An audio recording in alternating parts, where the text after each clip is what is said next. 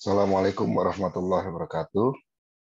Selamat pagi dan salam sejahtera buat kita semua. Mudah-mudahan kita semua dalam keadaan sehat walafiat. Jadi, mari kita lanjutkan untuk mata kuliah asas ruang luar ini. Jadi, setelah yang lalu kita belajar tentang teori-teori tentang ruang luar, kali ini kita belajar tentang teknik perancangan ruang luarnya.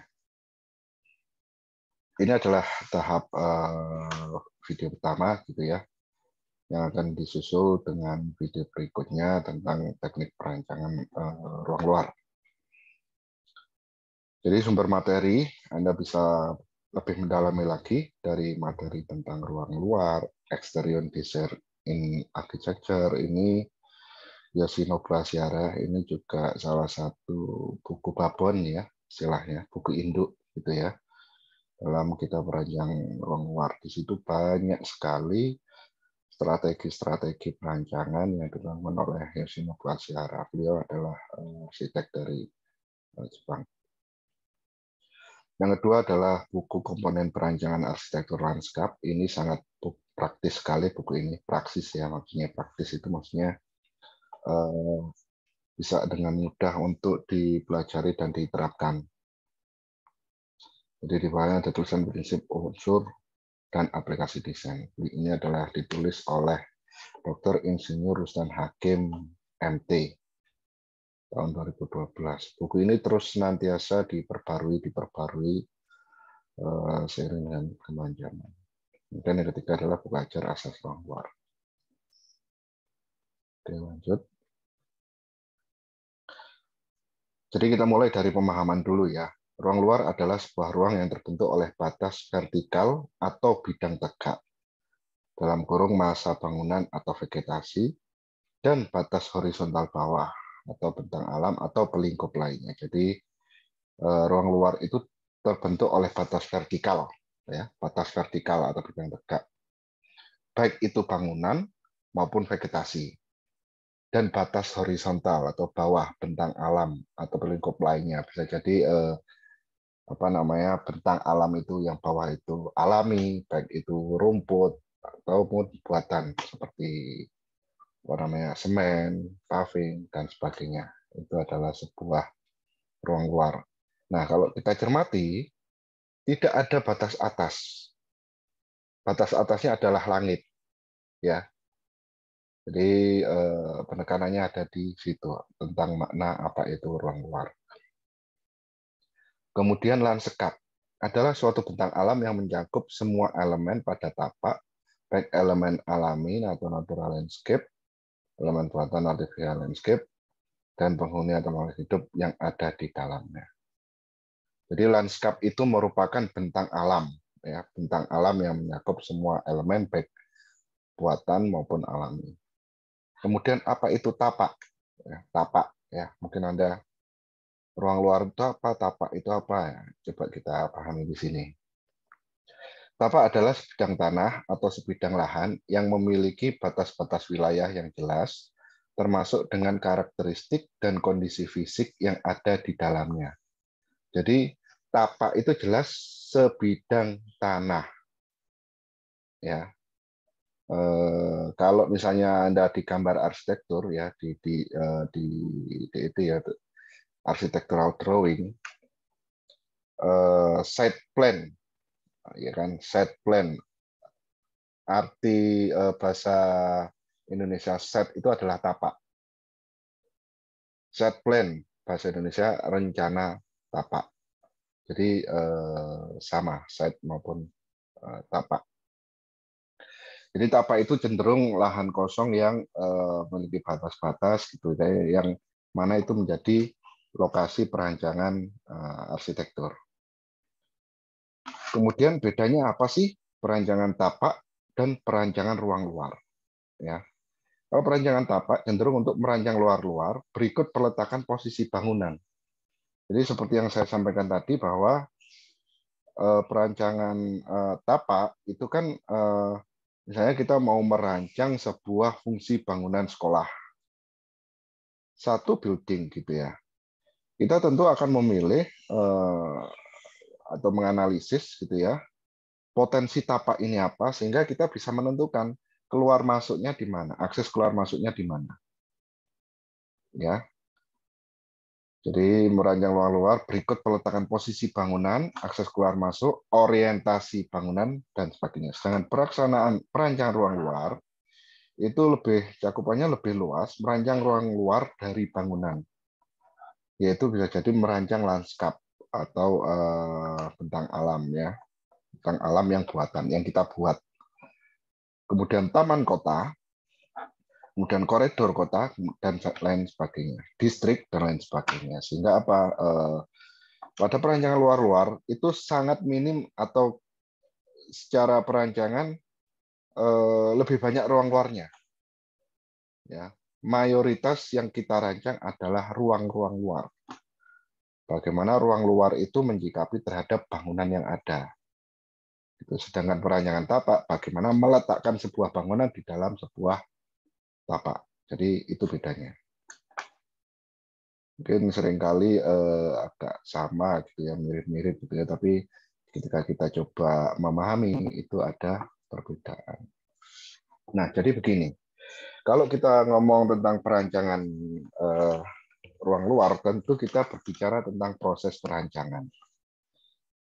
Jadi proses perancangan yang saya tampilkan di sini itu tidak mengikat pada perancangan tapak saja. Ya.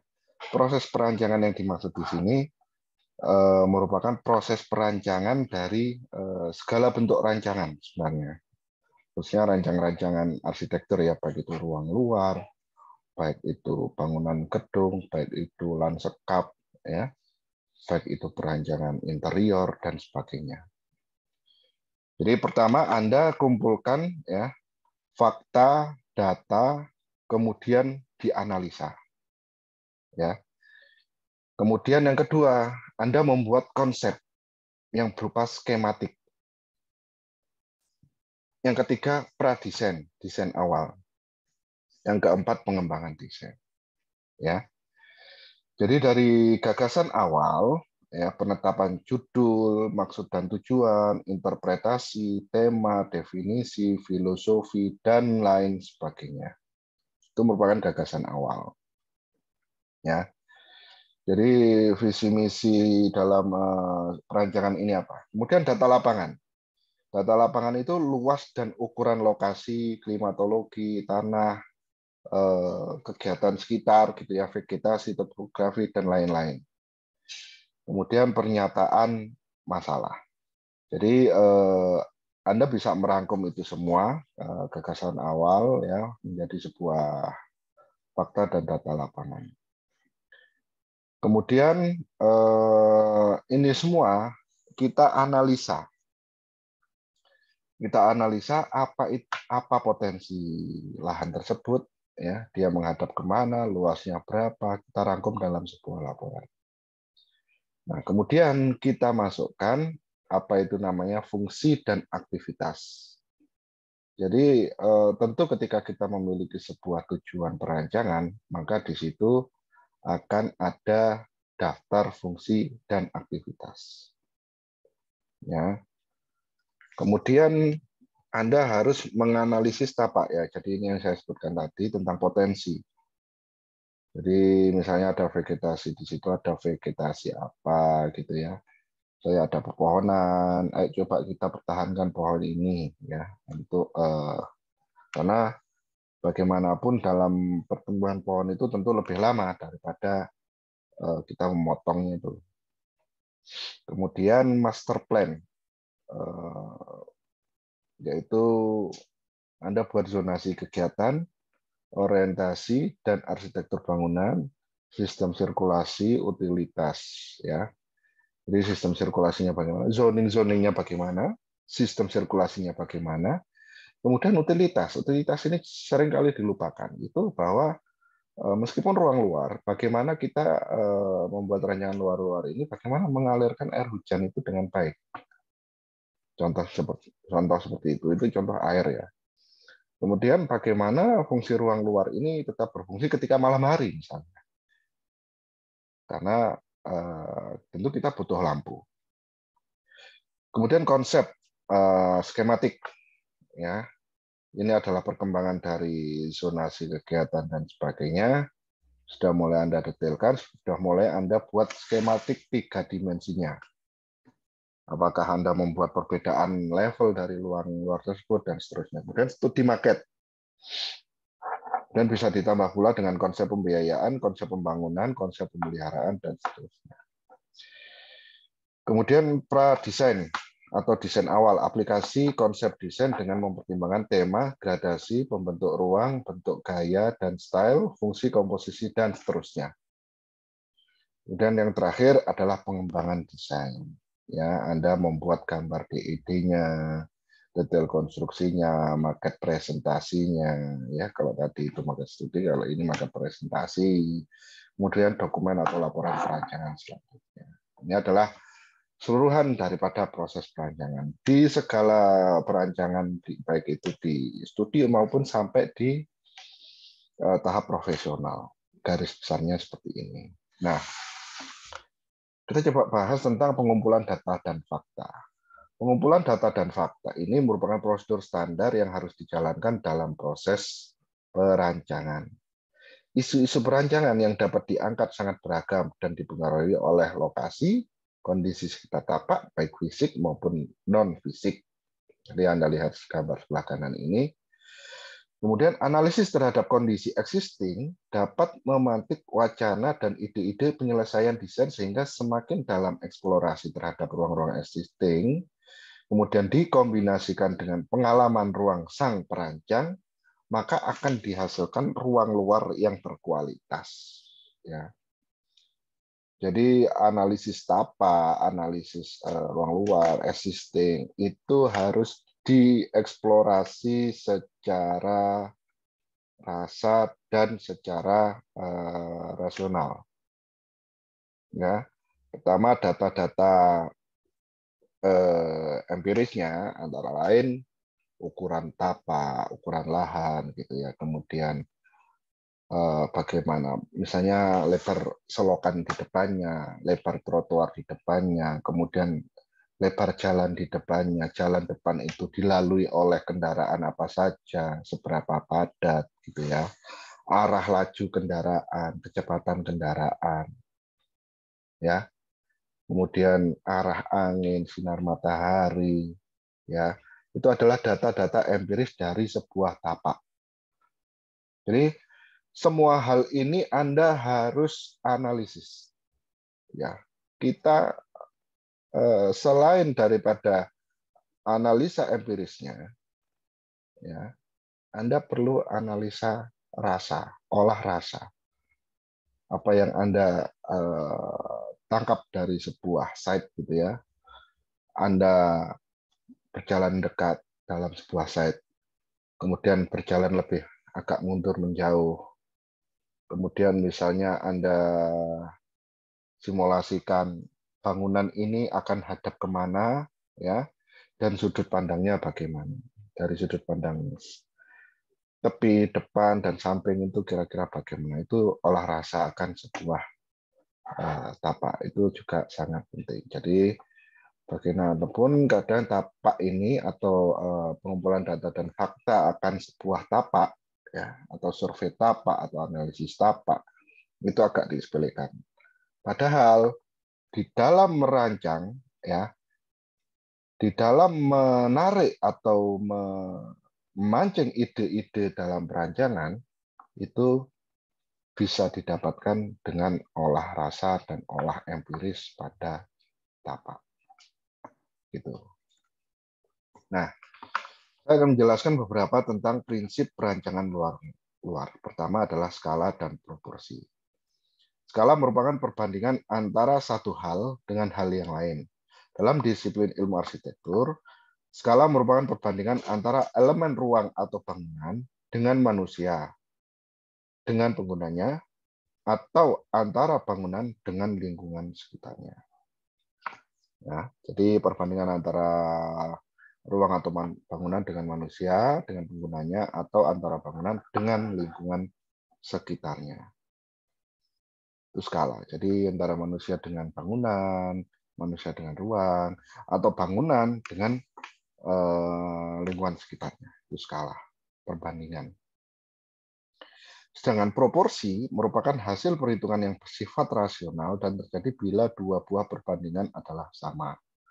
Artinya, proporsi harus memperhitungkan kesesuaian dimensi dari sebuah elemen arsitektur dengan lingkungan sekitarnya seperti lokasi, posisi, maupun objek lainnya. Jadi secara proporsi misalnya, ya, skala ruang misalnya, atau skala ruang misalnya, kita masuk pada suatu pintu masuk ya hotel gitu ya. Kemudian lantai 2-nya itu di atas kita. Ya, di atas kita, kemudian coba bandingkan jika di atas kita itu lantai 2-nya itu begitu lapang dan terbuka. Ya, itu dari skala ruangnya sangat megah gitu ya. Itu adalah skala. Sedangkan proporsi bagaimana perbandingan manusia terhadap ukuran ruang itu sendiri. Kemudian prinsip perancangan ruang luar terkait skala manusia dan skala generik. Jadi skala itu ada dua ya, skala manusia dan skala generik. Skala manusia adalah perbandingan antara manusia dengan segala macam ruang atau bangunan. Dalam hal ini manusia sebagai pengguna ruang menjadi titik sentral. Jadi jika kita merancang sebuah bangunan, ada kalanya skala manusia itu jadi dominan. Jadi karena kita dalam merancang sebuah karya rancang, karya arsitektur khususnya, itu kan membuat ruang. Sehingga sangat penting pembahasan mengenai skala manusia. Makanya ada ilmu tentang ergonomi gitu ya, yang membandingkan antara lebar manusia berapa, kemudian bagaimana manusia itu mengambil barang di atasnya gitu dan seterusnya. Dan lebar manusia ketika bergerak, lebar manusia ketika membawa barang dan seterusnya. Itu juga penting Anda pelajari. Kemudian skala generik adalah perbandingan antara ruang atau bangunan dengan lingkungan sekitarnya. Jadi bangunan khusus misalnya sebuah tugu di sebelah kanan ini dengan lingkungan di sekitarnya. Beberapa jenis skala. Yang pertama skala intim ya, yang sangat kecil sekali. Kemudian skala monumental ya. Anda mungkin dari sisi sini ya melihat sebuah Monas gitu ya, sangat dibandingkan dengan lingkungan ya, oh ya ini bagus ini, nggak terlalu besar gitu ya, ya pas proporsinya. Tapi coba Anda kalau pernah ke Monas gitu ya, Anda mendekat, semakin mendekat, ternyata dia cukup besar dan sangat besar. Sehingga apa? Mungkin dari sisi manusia, skala manusia, misalnya kita mendekat dan melihat bangunan itu dari dekat, itu Monas itu, Tugu Monas itu sangat besar sekali. Akan tapi jika kita agak mundur ke belakang, kita agak dari sudut pandang atas, itu Monas ya memang proporsi terhadap lingkungan sekitarnya, tetapi tidak terlalu besar sekali gitu. Nah, itu yang disebut skala ruang monumental. Jadi pada sisi manusia sekali lagi dia sangat besar gitu ya. Kemudian skala ruang kota ya, ruang-ruang kota tempat manusia berjalan, beraktivitas dan seterusnya.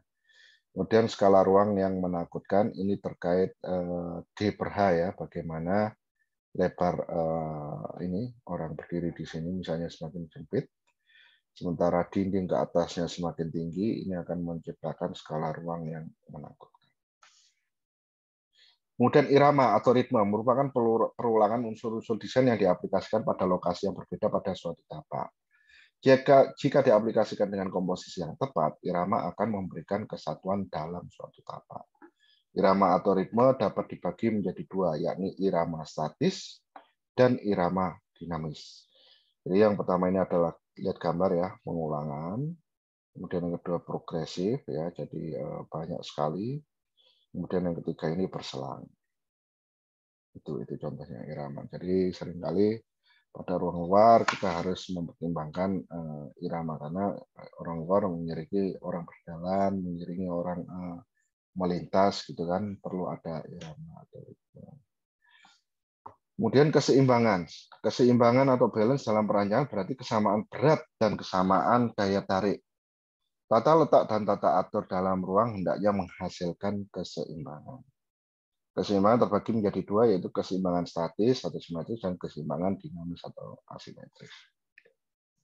Coba Anda lihat gambar kanan ini, misalnya equilibrium atau keseimbangan asimetris. Ya, equilibrium. Coba kalau Anda silakan cari apa itu arti equilibrium. Kemudian yang kedua ini adalah keseimbangan simetris. Ya, jadi perlu ada olah rasa dalam menerjemahkan sebuah keseimbangan. Kemudian penekanan atau empasis pada suatu rancangan dicapai dengan memberikan kontras pada suatu komposisi desain. Ingat, dengan memberikan kontras. Kontras itu bermacam-macam. Kontras warna, kontras bentuk, kontras ukuran, dan lain sebagainya. Pemberian kontras pada unsur-unsur desain bertujuan untuk menambah daya tarik visual, sehingga biasa disebut sebagai focal point atau point of interest. Jadi pada suatu kawasan, focal point ini menjadi titik tumpu atau titik interest, titik yang menarik pada sebuah rancangan luar. Bisa jadi focal point ini pada ruang luar menjadi titik titik pertemuan. Oh, kita ketemu di patung Taman Apsari misalnya. Pasti akan tertujunya ya, mungkin yang Taman Apsari di Surabaya ya. Jadi titik tujunya adalah itu Taman Apsari. Oh ya, patungnya. Oh ya, berarti itu adalah focal point atau point of interest-nya adalah patungnya tersebut. Kemudian kesamaan unsur yang terlalu banyak dapat memberikan kesan monoton yang membosankan, sedangkan kontras yang terlalu berlebihan menyebabkan kebingungan. Ya, jadi apakah monoton itu buruk? Apakah kontras yang berlebihan itu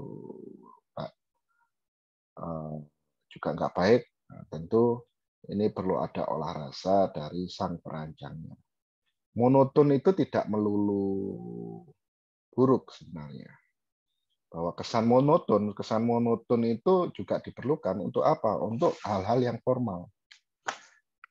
Kalau Anda melintas di Istana Merdeka atau di Jalan Ijen Malang, gitu ya, itu ada monotonitas dalam ruang kota seperti itu. Tapi kesan megah, kesan wibawa, ya dari sebuah ruang luar itu, kesan formal itu akan tercapai. Sehingga kalau kita mau merancang ruang luar untuk apa? Ruang luar yang formal, tentu kita akan bicara perulangan-perulangan yang relatif monoton. Walaupun dalam perancangan dalam monotonitas itu sendiri, Anda harus punya kreativitas. Yang kelima adalah komposisi. Komposisi adalah susunan dari beberapa unsur desain yang tertata dengan harmonis dan seimbang. Tata susun dari unsur-unsur desain ini membutuhkan kreativitas perancang, sehingga desain yang dihasilkan memiliki komposisi yang baik dan enak dipandang mata. Ya, kemudian unsur-unsur desain tersebut antara lain titik atau node, garis, bidang, dan bentuk ruang, ditambah tekstur dan warna. Dan nilai estetis suatu komposisi membutuhkan kepekaan rasa. Nah, ini saya dari tadi menyebutkan tentang rasa gitu ya, rasa gitu ya. Karena pada perancangan luar ya itu juga dibutuhkan rasa. Tentang proporsi, skala pun juga akan ditentukan oleh rasa sang perancang. Jadi perlu untuk ditingkatkan. Jadi rasa ini perlu untuk ditingkatkan melalui latihan dan percobaan yang berulang-ulang. Coba Anda lihat sebelah kanan ini. Ini saya kutip terkait komposisi sebuah fotografi. Ya. Jadi ketika seorang fotografer men-capture sebuah bentang alam gitu ya, bentang alam maupun buatan gitu ya. Tentu di situ ada sebuah pemikiran rancangan sebelumnya. Nah, misalnya sebelah kiri atas ini ada apa namanya ya, sebuah proporsi yang berulang atau bilangan Fibonacci atau apa namanya ya, ini ada istilahnya, ini saya lupa, coba nanti dibantu ya. Kemudian sebelah kanan, jadi kalau di teknik fotografi di situ ada prinsip-prinsipnya, ada cara-caranya gitu, bagaimana kita menggambar sebuah gambar fotografis. Yang keenam adalah kesatuan. Prinsip kesatuan atau unity merupakan prinsip yang sangat penting pada sebuah karya rancang. Ya, seluruh prinsip-prinsip di atas yang saya sebutkan tadi itu senantiasa tertuju pada prinsip kesatuan ini. Sebagai sebuah karya rancang, kepekaan dan olah rasa sangat dibutuhkan. Ini ya, olah rasa itu tadi ya. Selain itu, penelitian dari pembimbing, rekan sejawat, pemangku kepentingan juga turut andil dalam penyempurnaan karya rancang. Untuk itu, para perancang hendaknya senantiasa membuka diri untuk menerima kritik dan masukan terhadap setiap karya rancangnya. Jadi, karena kita bukan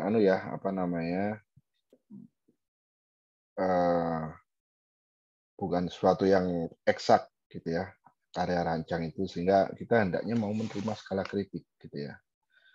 Jadi kesatuan di sini itu merupakan titik tumpu dari segala prinsip-prinsip yang saya sebutkan tadi. Balance, irama, aksen, aksentuasi, kesederhanaan, kontras, proporsi menjadi satu kesatuan.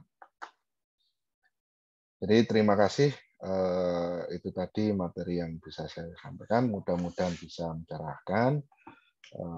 Anda bisa membaca lebih jelas, lebih baik pada buku kami ini yang di sebelah kanan ini, atau buku-buku lainnya tentang luar, atau bukunya Bapak Rustan Hakim, atau bukunya Yasin Abdul Asihara. Terima kasih dan mohon maaf. Assalamualaikum warahmatullahi wabarakatuh.